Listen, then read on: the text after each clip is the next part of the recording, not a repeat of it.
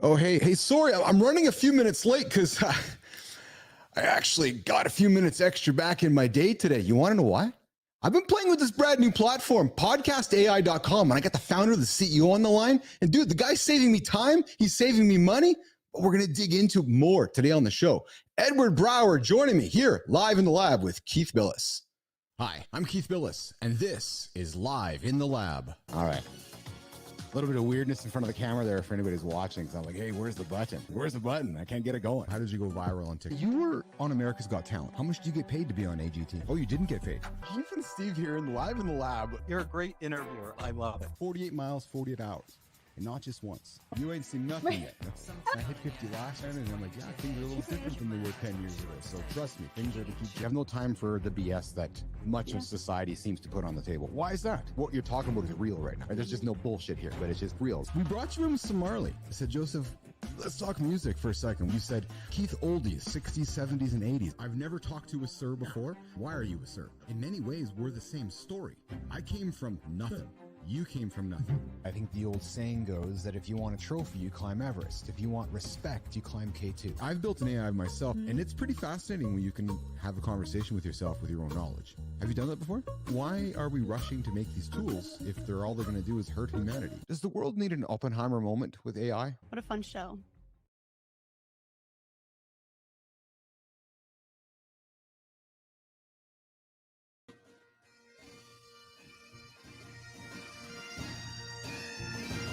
Hey, what's going on, nation? When we bring the bagpipes out. Yeah, we're going to have fun today. We are going to have fun today. And why is that, you wondering? I get to nerd out. I get to totally geek out. I do.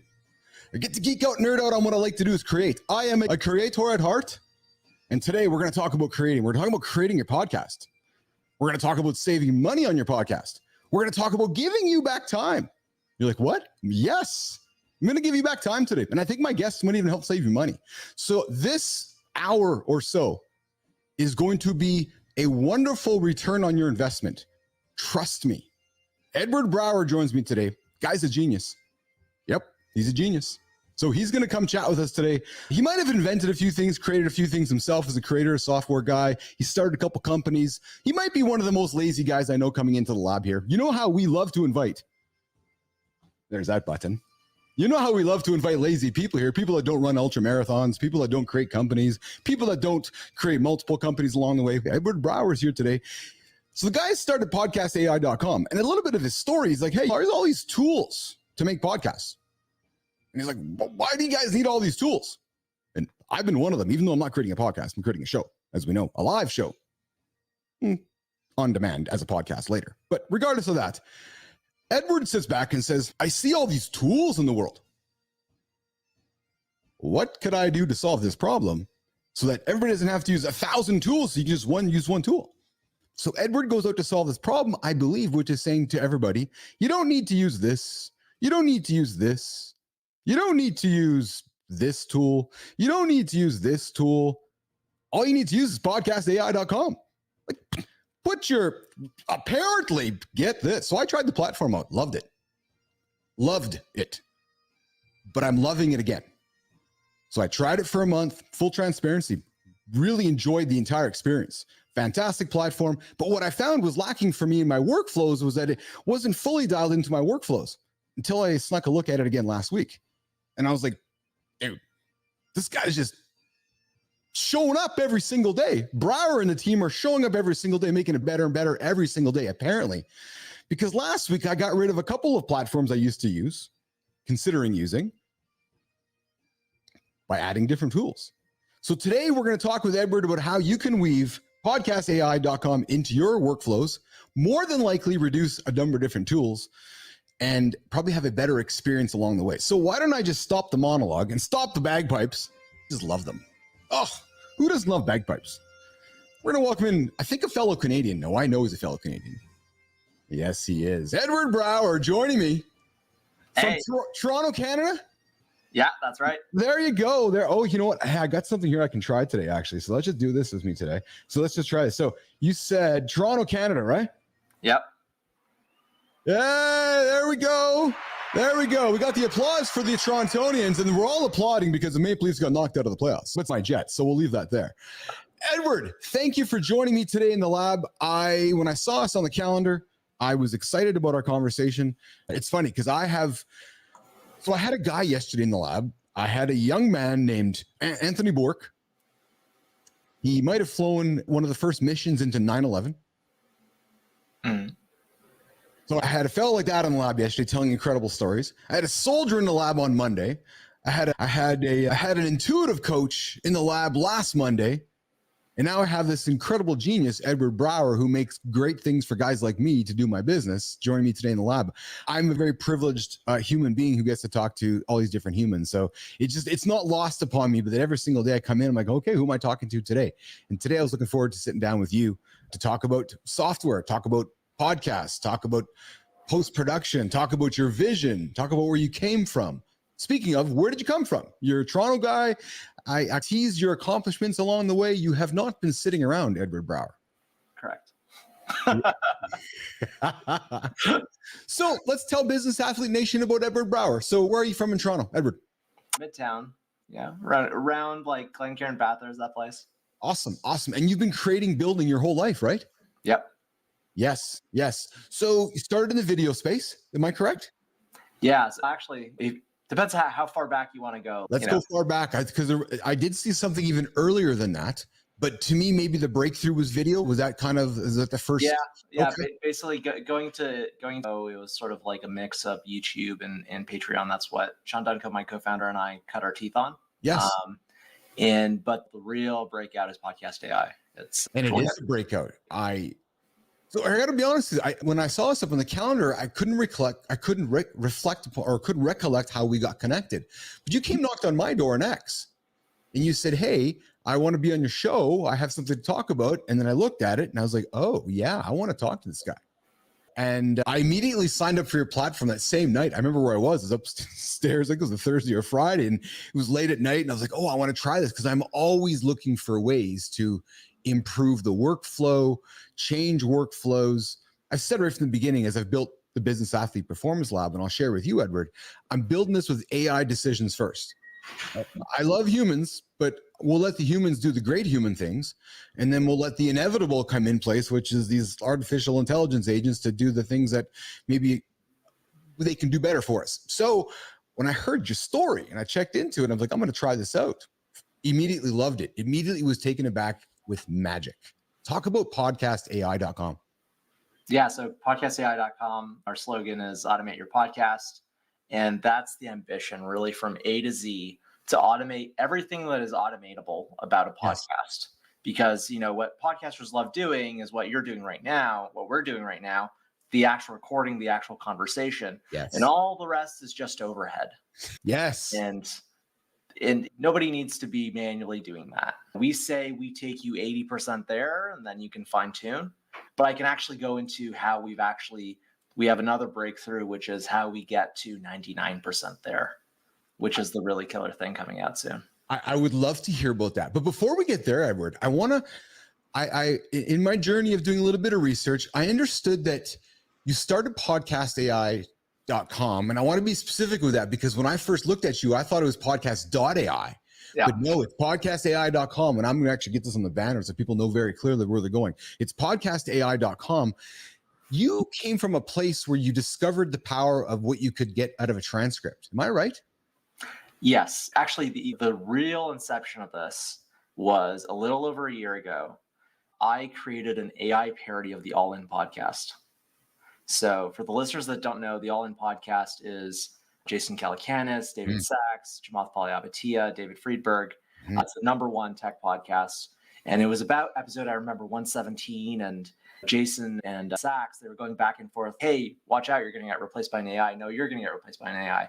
So what I put out was a 10-minute parody, their voices of them essentially reborn as AIs. It went super viral on Twitter/X. I put out in total 6 of those. And people were like, is this real? Is there a GitHub repo? What's the source code? Are you releasing this? And Sean and I, we realized 2 things. One, and if you're a founder, especially if you're a second-time founder, you realize distribution is more important than anything. right? Having the goods is necessary, but it's not sufficient. If you don't have distribution, right, you're just doing something and with nobody around, nothing's going to happen. So anyways, we pierced that problem, but also what we realized is this is a generational opportunity. What's happening right now, it's like when the internet was being created 25, 30 years ago. And we were just too young by this much, I think, to actually obviously participate.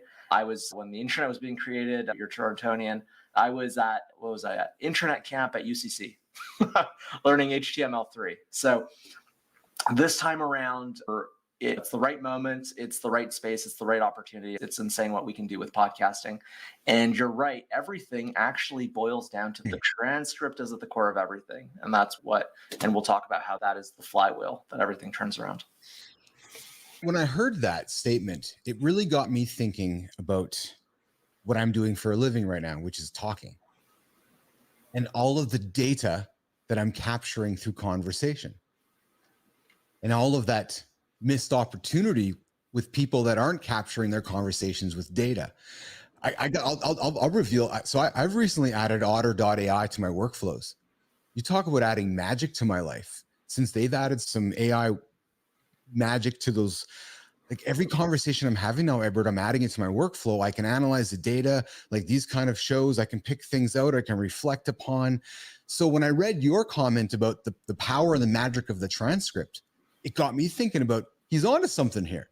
So it really got me digging into going, I need to unlock the power of every conversation I'm having here in the lab. Edward, I do 2 hours a day live talking to human beings. That's outside of my business meetings. And I'm thinking, wow, Edward might reveal in a conversation with me that let's say you had children. I'm not sure if you had children, but you might let slip to me that your child has a birthday coming up. I take that note.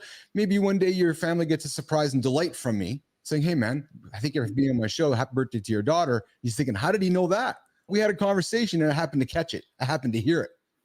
Like that's the power of the transcript. And when I heard what you were doing with it, it got me thinking as well. So let's dig into when you guys had that discovery, Edward. Yeah, it's worked our way to it from those AI episodes that we did. Yeah. So that was creating that content. And we got to the realization, yes, you will be able to generate fully synthetic content in the future.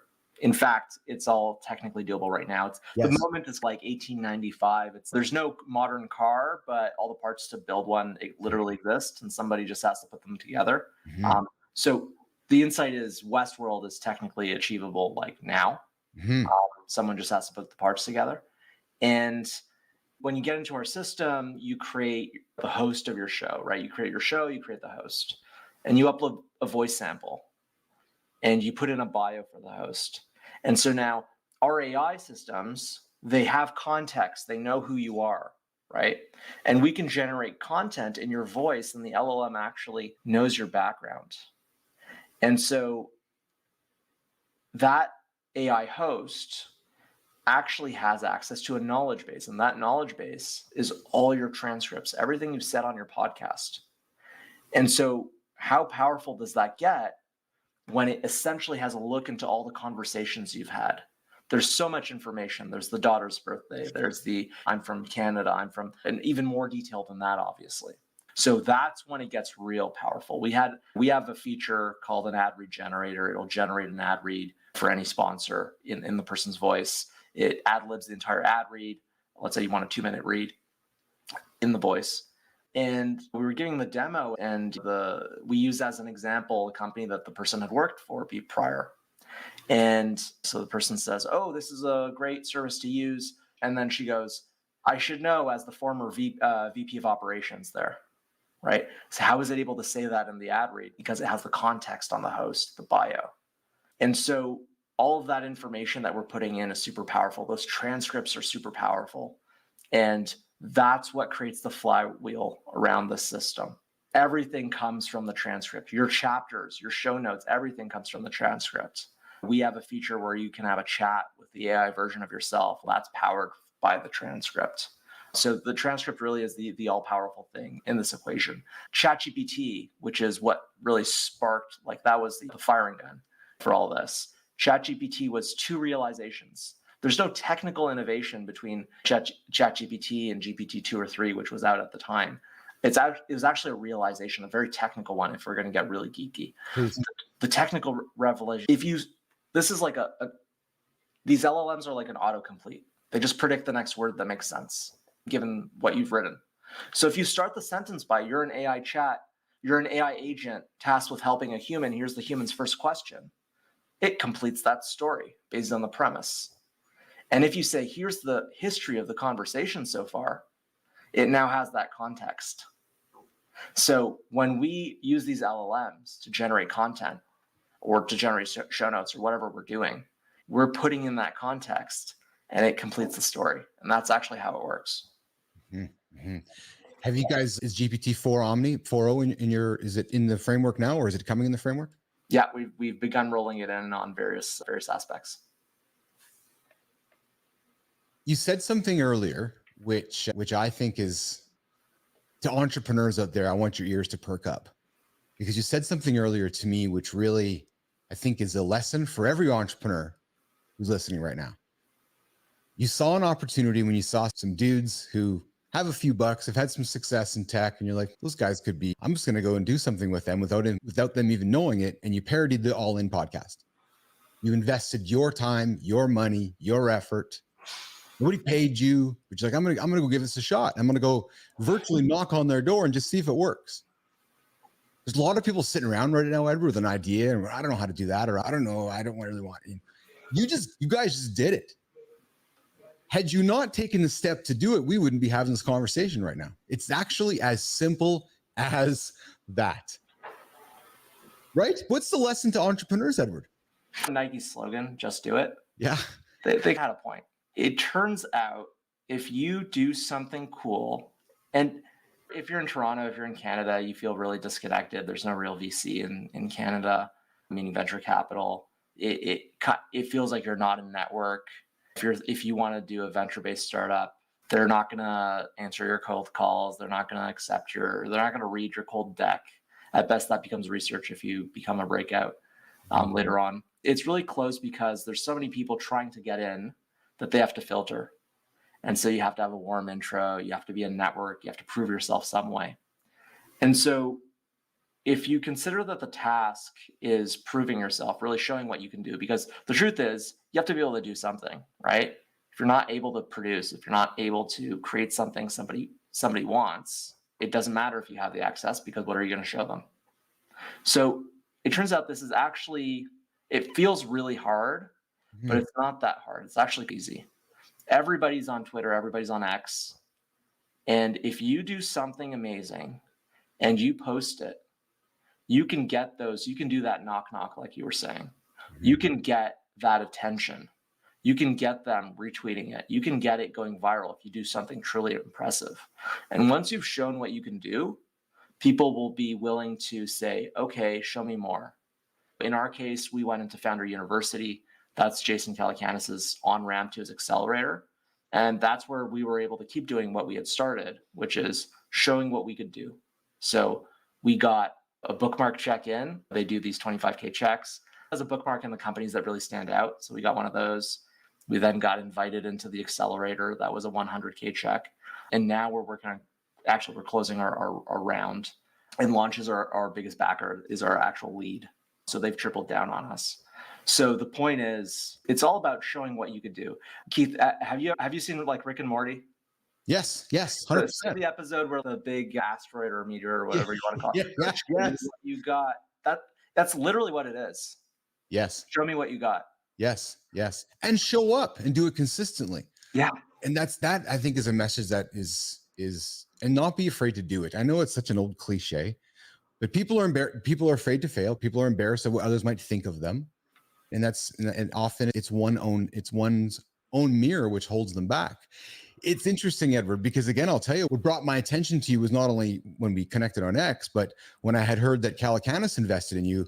Like, I'm as ancient as he is. I've been around since the start of the internet with Jason. I spent some time with him in New York City years and years ago, back when Twitter had maybe 8 followers and there was every other kind of micro tweeting platform competing along the way. So I followed his journey and his career as I was building my first social media business. So when I saw that he invested in you, and I saw that others had invested in you, my ears continued to perk up, because typically I like to invest in other human beings that are doing great things. And I'm thinking, okay, if that smart guy's investing in this smart guy, I should go pay attention over there. So, which really drew my attention to podcastai.com and what you were doing over there. So like I said, I used it for a month. What the challenge for me, Edward, and I think for many others, and I want to go here with you, is sometimes we don't want to tear down a house to build a new one. What I mean by that is it's disrupting workflows. There's somebody right now listening, going, okay, Edward, I hear what you're saying. I hear what you're doing, but man, I got all these hours and days and months and my team's invested in these workflows.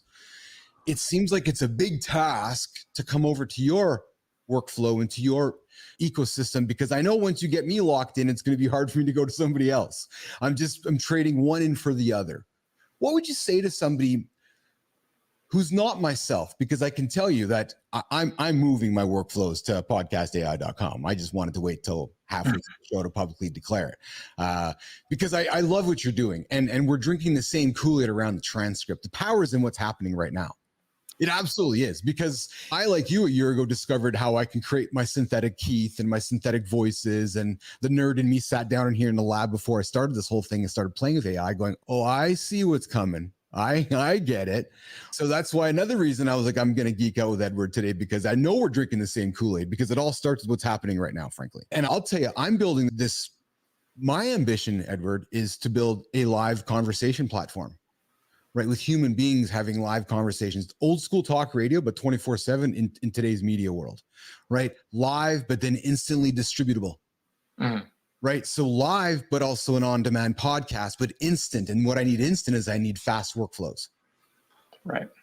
So like my one last thing, like my morning show wraps up at 5 minutes to the top of the hour. And right now it's taking me about 20 minutes to wrap up a workflow before I can push it out onto a podcast platform. I did a test with yours. I'll publicly tell everybody. I got it done in less than actually 5 minutes. What's holding me back is that there's some pieces to my business that I have to consider disrupting or looking at it differently, which brings me back to my question. What are you saying to somebody like myself going, what's the workflow change, Edward? Yeah. So first of all, did you do some onboarding, or were you just self-serve? You just came on? I just self-served myself. Okay. So typically what we do with onboarding is we go over the workflows and we help you optimize, and maybe we'll give you a heads up. Hey, we're actually working on this. We're going to have this for you. Gotcha. That kind of provides the context for what we're doing. But and roughly around when did you come on? I would have been probably about 6 weeks ago or so. I think probably. Yes. Okay. Yeah. So I go ahead. Sorry. Go ahead. So right before we deployed the viral moments and post to the social media platforms. Yes, because I have been using Opus and Munch, and I'll call them out, and they're okay, but it just adds to my workflow. It's like another add-on step, and I'm like, I just wish I could do this all in one spot. And then I'm like, well, Podcast AI does it all. So let me tell you what we do now and where we're going. So the workflow right now is, and the context is you're live. So you have the output episode, and I see you're doing the mixing, you're doing all the production, essentially the editing live. That's perfect. Yes. And you have a video coming out the other end. Yes. Okay. So the workflow is you drop that video into Podcast AI. It goes out to, and we're actually working on, this is going to come out next week. All those steps where you were manually going through to do the post-production, those are going to be chain automated so that you don't even have to do that anymore. Okay.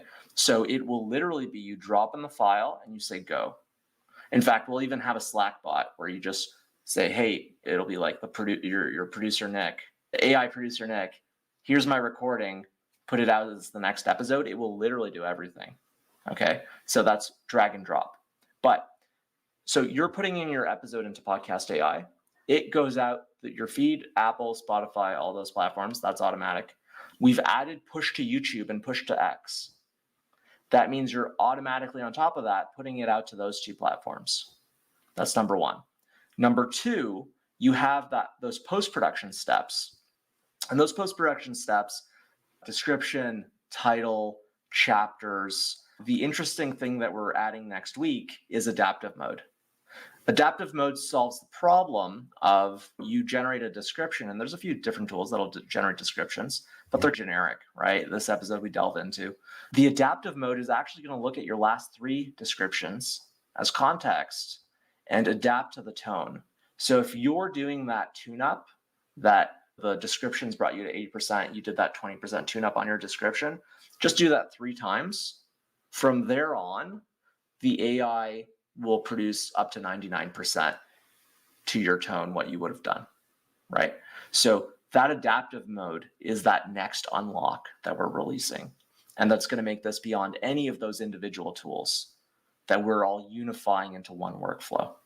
And so you drop in your episode, it does all that post-production work for you. It will be actually chain automating it. And I'll tell you how we're getting to the automation next.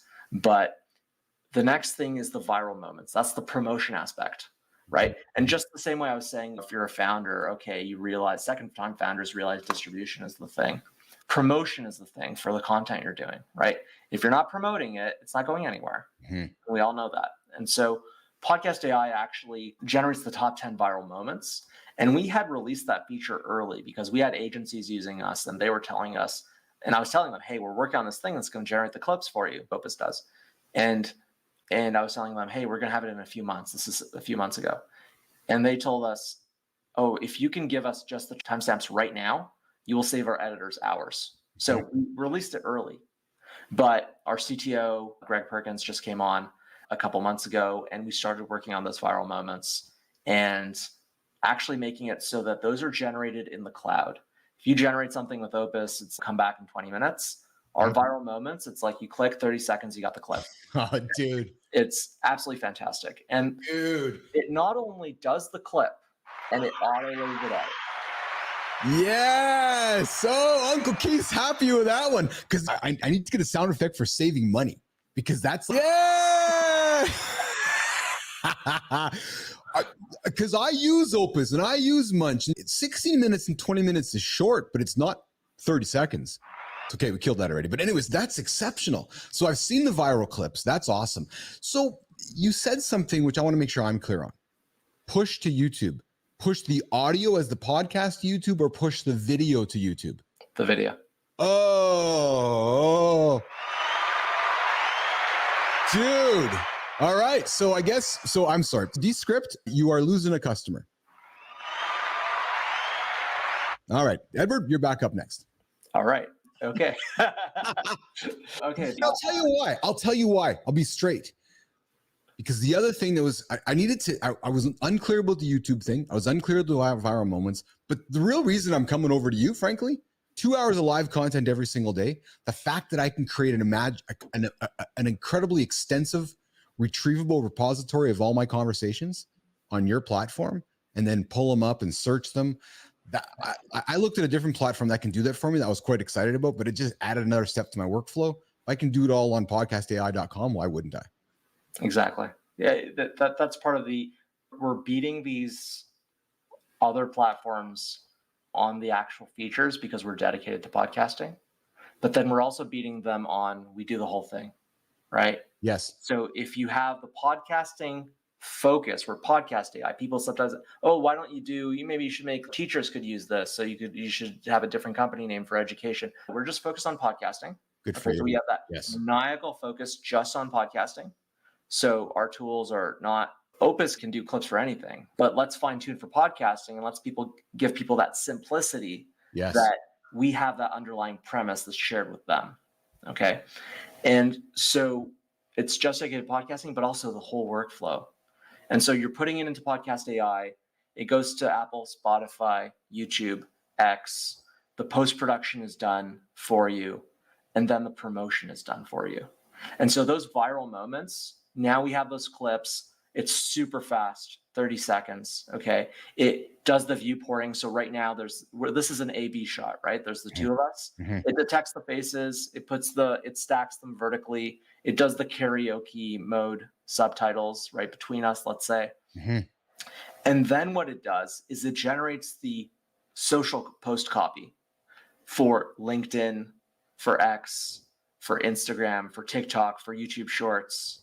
And I might be missing one, but it's generating all that copy.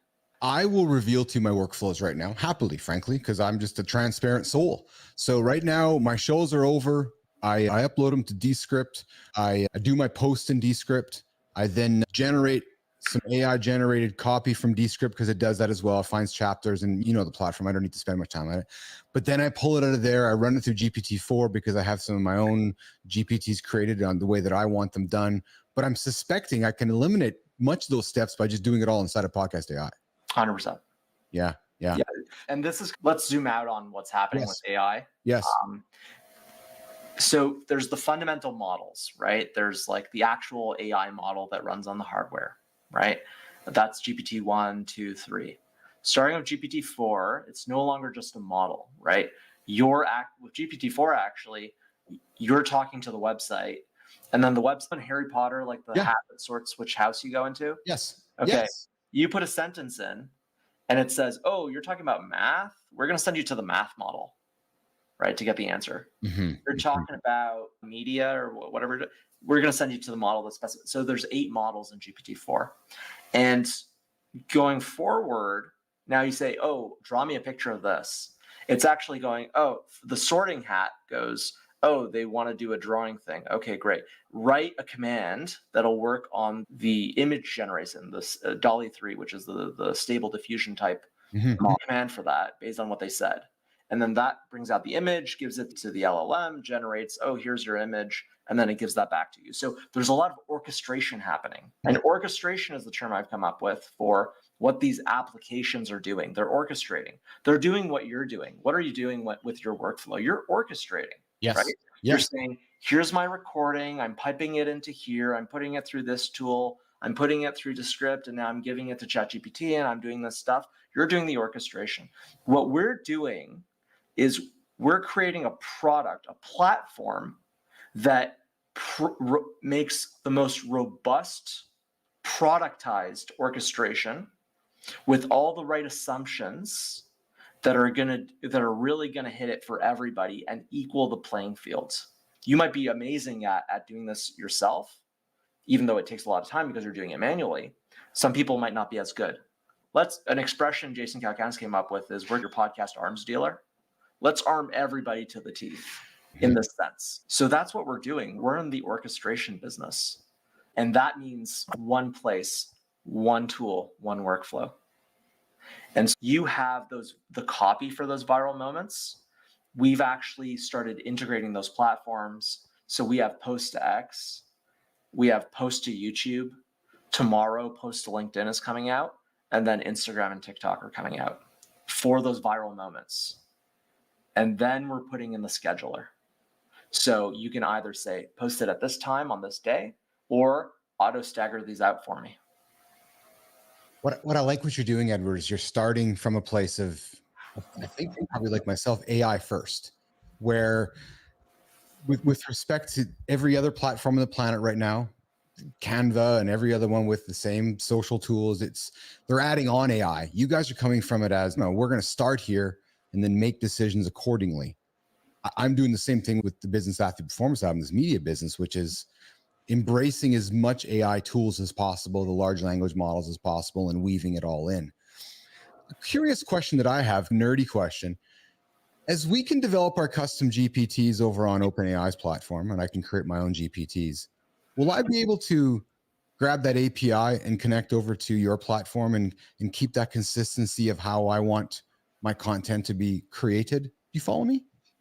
Yes. So what we're going to be doing, so the ethos here is, first of all, are you a Mac user or Windows user? I'm a Mac user, yeah. Okay, Mac user. So we embrace the Apple-like simplicity of, what does Apple do? They curate for people. They find the 90 to 95% solution that is perfect for most people. Okay, that's what the Apple Doc is. They're in the curation business. That's why people go to them, right? They create the UI that's going to fit for people and their workflows. And so to start, it's always simplicity. So for example, the viral moments generation. Opus will give you tons of customization, right? Because they're all vertical on the clipping, and it could be for more stuff than podcasting. So for example, for podcasting, you probably don't need a landscape mode. In some cases, you need a landscape mode for other contexts. To start, we're just going with, we give you the 90% solution that should work for you, probably works for you, unless you have a very complicated use case. And then we start exposing some reasonable customization that should cover the next 5%. And then if we add the ability to do the customization you need for that last part, we do it in a way that doesn't get in the way of people that don't need it. Okay. So by starting with that perspective, we do get to a point where we can add a field where you can put a custom instruction or pipe it into another tool. We do get there, but we don't start there. Understood. Yeah, that makes sense.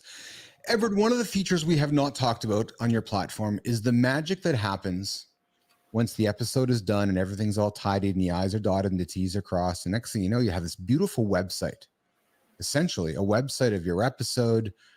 A lot of people put a lot of work and effort into creating this landing page of content. You do it automatically and easily. Talk about that, Edward.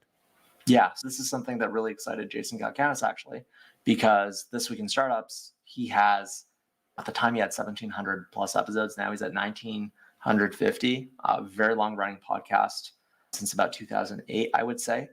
And he had never done the work of transcribing all of those. It was very expensive at the time, but also going back and finding all of those. And what we did is going back to where we started of spec work and just getting the attention and doing something and proving yourself out. We actually took all of his episodes. We found all those old YouTube episodes, and there's gold in there, right? There's like him interviewing people that became the CEOs of these massive companies.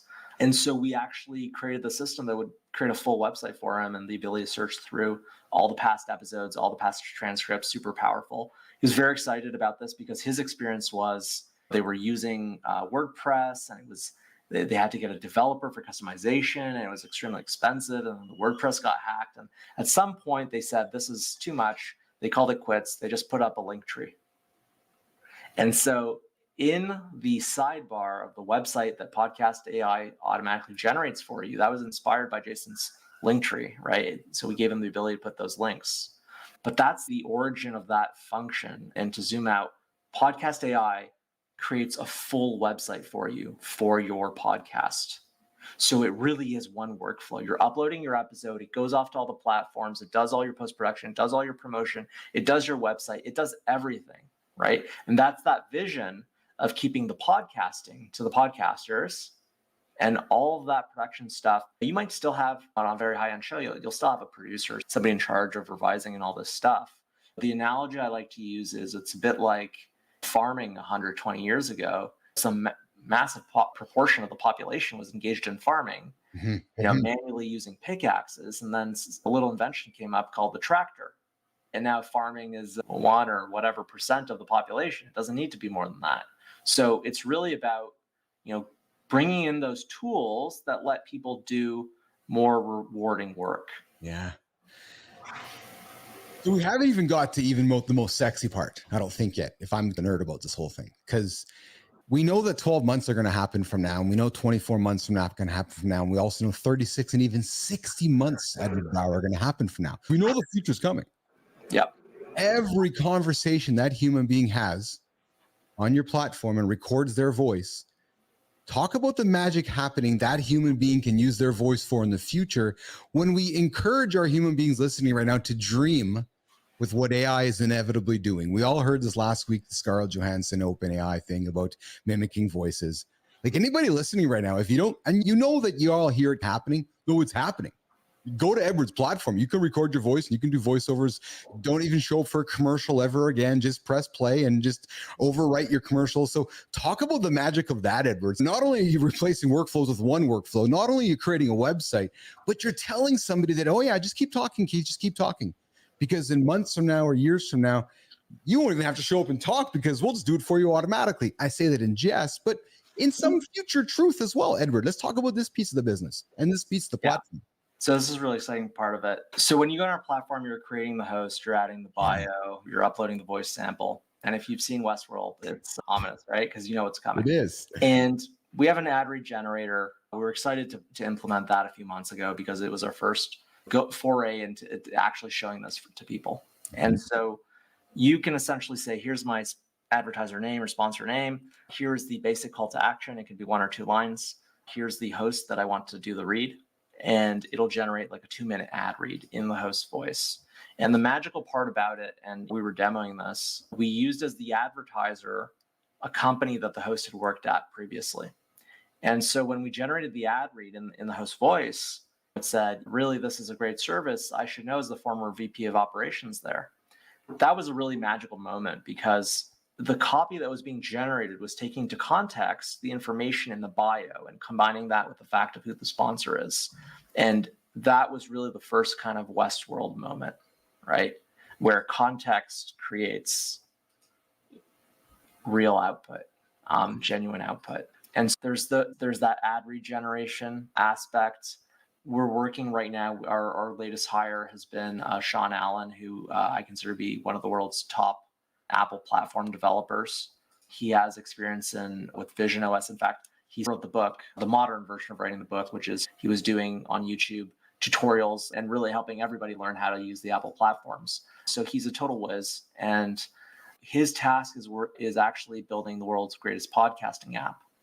And I won't reveal exactly what he's working on, but if you just know that he's experienced with Vision OS. I was just going to say, I heard that because I have my Meta headset sitting over there, and I know that they're releasing Vision OS here in Canada and on the next reveal here in the next couple of months. So I picked up on that with Mr. Brawer. I was going to say, did you say Vision OS? I've told you, man, I'm a nerd. He's working on Vision OS. Okay, say no more. I can read between the lines. We have the transcripts, and if you've seen Star Trek and you know the holodeck, yeah. the picture paints itself. So that's what you can expect to see. And I'll give you a scoop here. Please. So you're a Mac user. Do you remember Macworld? Yes.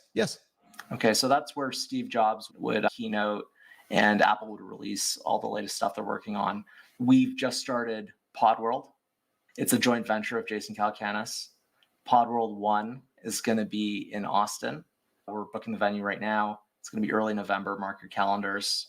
And it's going to be the world's greatest podcasting conference for podcasters by podcasters. And we will be at that keynote releasing some insanely great stuff. Okay, so I did my best to watch this, nation. You're all going to laugh with me. So Uncle Keith was typing this up as he was talking. Podworld 1. So here's a problem we can solve. We can solve... Hey, Edward, I always say I'm here to entertain and inform. We let the informing and boring on the old boring podcasts. So this is real live content, everybody. I will, of course, edit this and make it fun, but here's the thing. Podworld 1 will be in Austin early November, the world's biggest and best podcast conference, put on by Edward Brawer and the gang over at podcastai.com.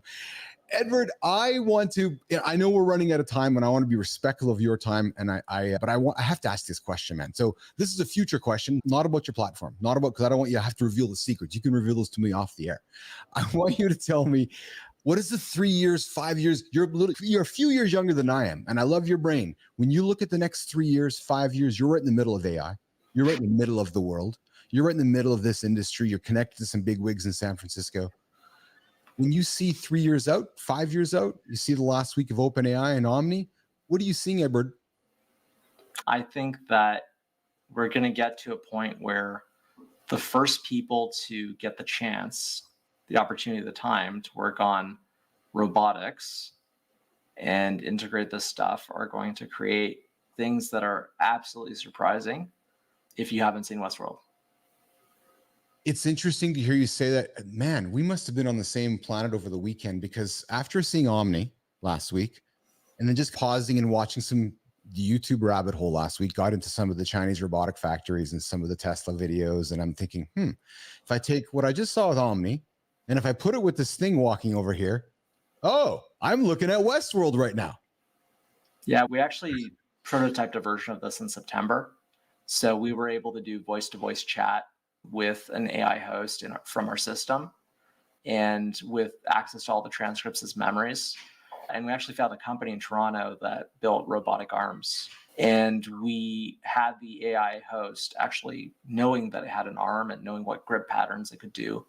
And so I essentially played rock, paper, scissors with Elon Musk, the AI version.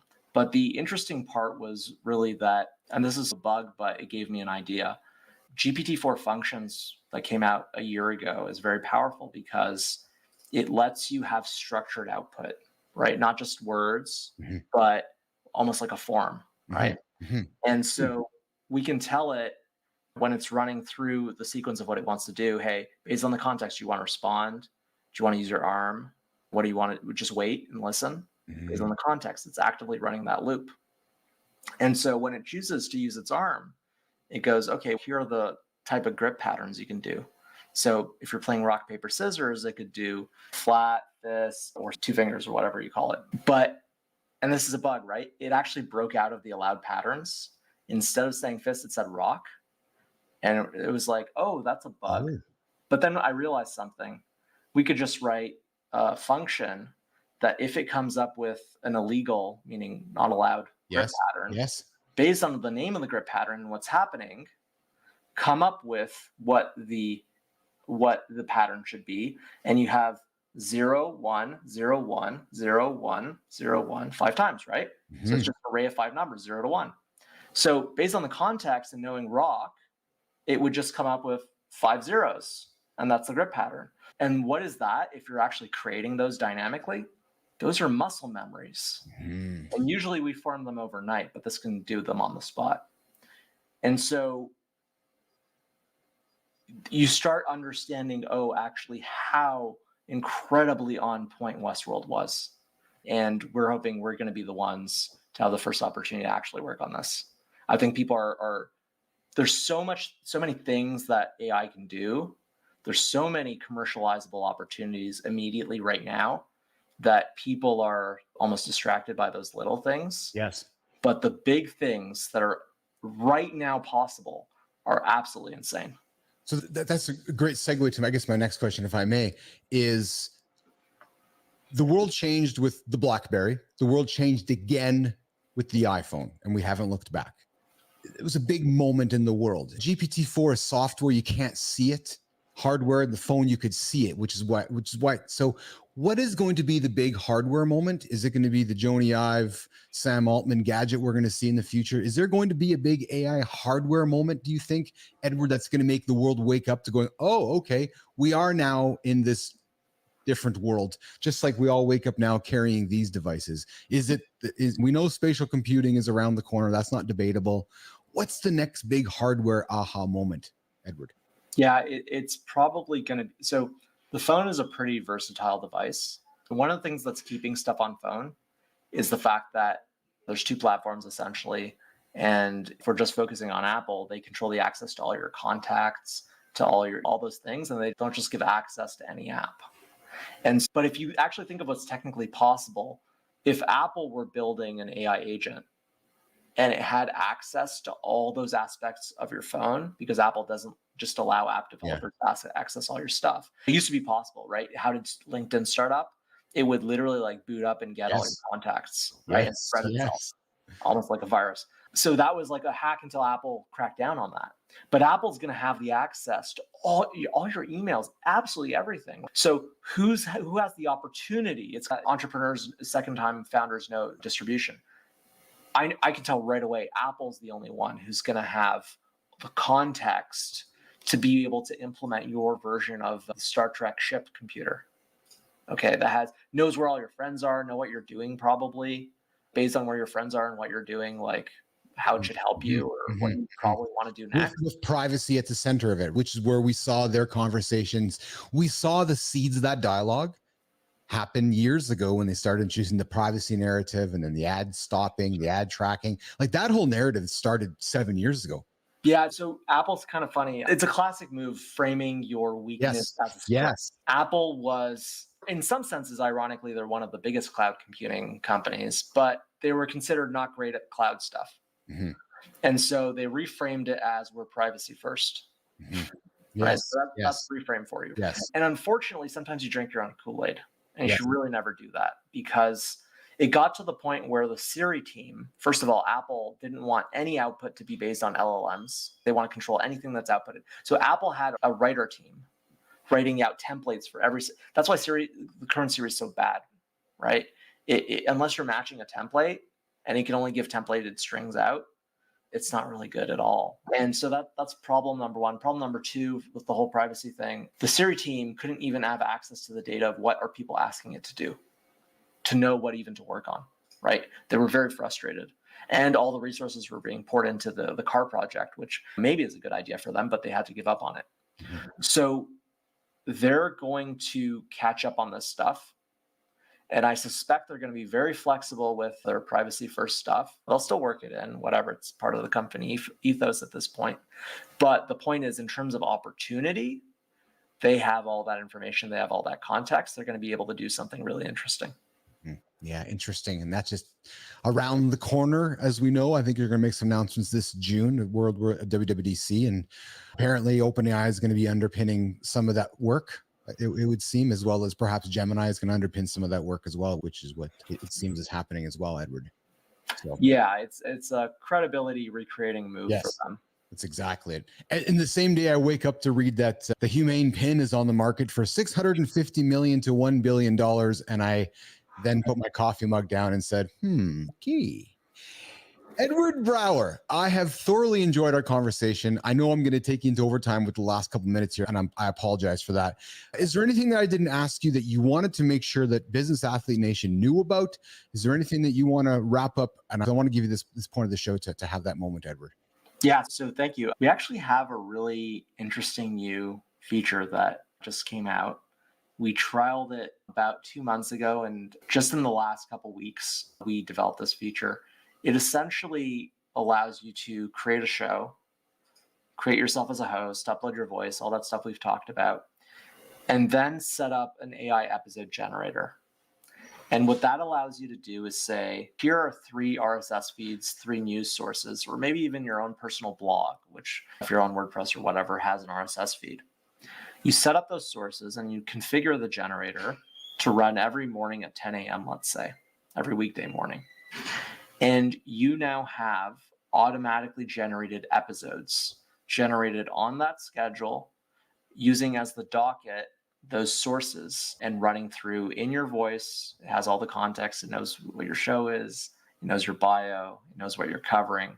It mixes in, music out, and it fully automates those podcast episodes. We're the first platform to do it in that fully automated workflow.